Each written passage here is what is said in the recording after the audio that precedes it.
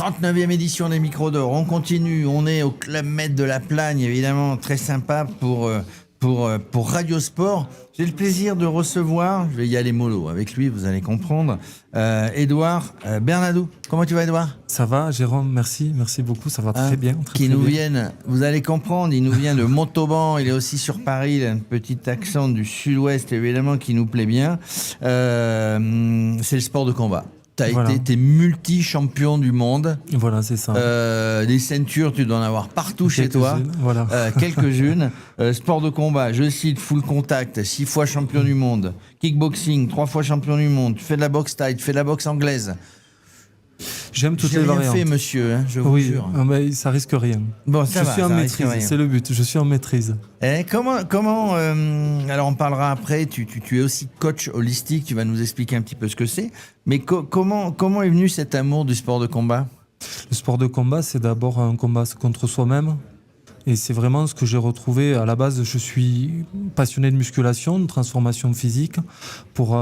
J'adore le fait de pouvoir créer de la matière quelque part. On se met à bouger et c'est marrant, il y a les muscles qui se forment, tout ça. Donc, je trouve ça superbe.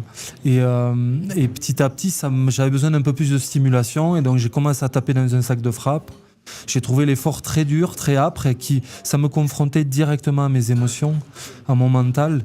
Et ça m'a permis de me forger comme ça. Une confiance, des repères. Une confiance, des repères, en même temps une activité physique que tu as besoin d'exprimer, etc. Ce qui me posait question, c'est que j'ai cité tout à l'heure le full contact, le kickboxing, la boxe thaï. On n'a pas les mêmes règles. Hein. Bon, il y a des organismes différents qui gèrent toutes ces ceintures, etc. Oui. Mais on n'a pas surtout ces 3 sports qui sont quand même de la boxe, enfin les poings et parfois les pieds. Oui. On s'y perd pas dans toutes les règles quand on passe d'un sport à l'autre ? Moi non. Mais c'est vrai qu'effectivement c'est une question qu'on me pose souvent. Est-ce que tu n'as pas envie de mettre un coup de pied quand tu fais de la boxe anglaise ? Est-ce que tu veux pas mettre un coup de genou quand tu fais du kickboxing, etc. Et c'est vrai que en fait il faut pouvoir l'expliquer. En boxe anglaise on n'a que les bras. En kickboxing on rajoute les pieds et dans les zones basses, donc les cuisses. En full contact, on ne tape pas dans les cuisses. C'est les karatékas qui ont créé cette discipline.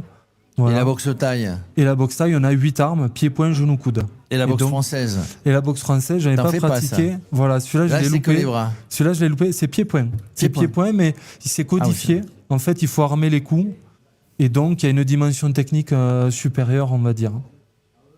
Voilà, ouais. On s'y perd, je ne sais pas si ton cerveau ne s'y perd pas. Il y a toujours un ring, des fois des cages fermées. Voilà, moi tout ce que j'ai pratiqué, c'est sur ring, à part récemment où j'ai fait 2 combats de MMA où c'était une cage. Et généralement, je me sens bien dans une aire de combat, peu importe les bords. Voilà. Alors évidemment, tu n'as pas envie d'arrêter. Tu me disais, j'ai envie de faire 2-3 saisons de plus. Oui, j'aimerais continuer le plus longtemps possible à me nourrir, à me connaître. C'est important pour moi d'essayer de pousser mon corps, en plus, surtout s'il le refuse. Surtout s'il a du mal. J'ai quand même envie, mentalement, émotionnellement, de chercher des solutions pour, avec l'expérience aussi, engranger, arriver à être efficient. Et du coup, je me dis qu'on peut durer. Voilà. Mais effectivement, il faut être raisonnable. Mais tu es encore tout jeune, hein, tu pourrais continuer plus que 2 ans. Hein, écoute, je prends note. Alors, évidemment, tu es partenaire des Micros d'Or pour la première fois. Qu'est-ce qui t'a amené à devenir partenaire des Micros d'Or ? Pour moi, c'était une évidence. Quand on me l'a proposé, j'ai dit je dois y aller, même si c'est pas en tant que sportif où j'aurais pu être là.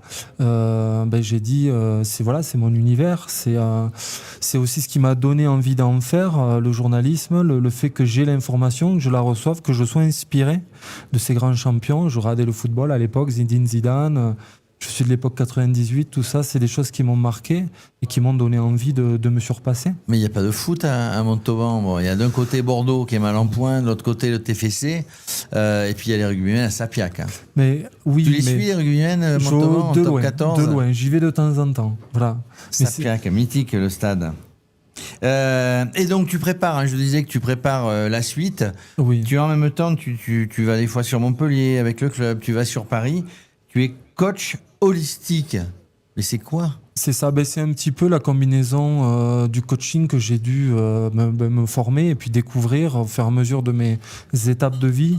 Et donc ça démarre avec du coaching sportif, avec du coaching mental, diététique, et puis après on l'ouvre un petit peu sur le développement personnel, sur l'hypnose, voilà, sur la spiritualité. Et donc pour moi, le but c'est d'essayer d'être un être complet et puis de pouvoir contribuer.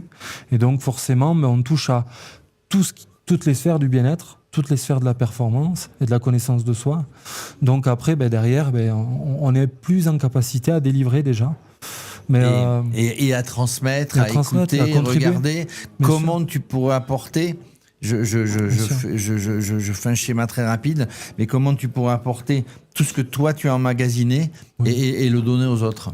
C'est tout à fait ça, et je me suis dit quand j'étais ado, si un jour tu fais une carrière, si tu arrives à quelque chose, et puis encore mieux d'être champion du monde, évidemment, d'avoir peut-être la légitimité d'inspirer au-delà de la connaissance, et tant mieux, tu pourras exprimer ta connaissance. On va transmettre. Et transmettre, et je pense que là, je boucle une boucle, là, en tout cas la mienne.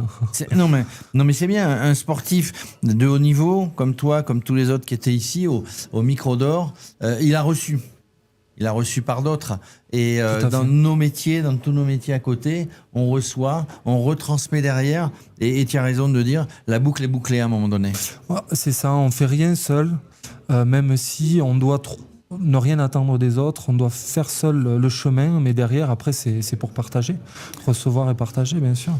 On reçoit, on partage, voilà, ce sont les bases du sport, enfin c'est les bases humaines. Hein. On devrait tout de suite dans n'importe quel métier. C'est ça. Bon, en tout cas, nous, on a partagé ton expérience. Tu es venu nous partager ton expérience. Merci, Jérôme. Et toi, tu as partagé avec tous les sportifs de haut niveau, avec toute la presse que tu connais, que tu vois, que tu lis, évidemment, et que tu écoutes à longueur d'année. Là, tu les as vus. De vrai. Et c'est plutôt sympa parce que eux aussi partagent et ça fait passer un bon moment au Micro d'Or, 39e édition, à la Plagne. Je suis sûr que tu reviendras l'année prochaine. Merci Édouard. Sans aucun doute. Merci beaucoup. Merci à tout le monde.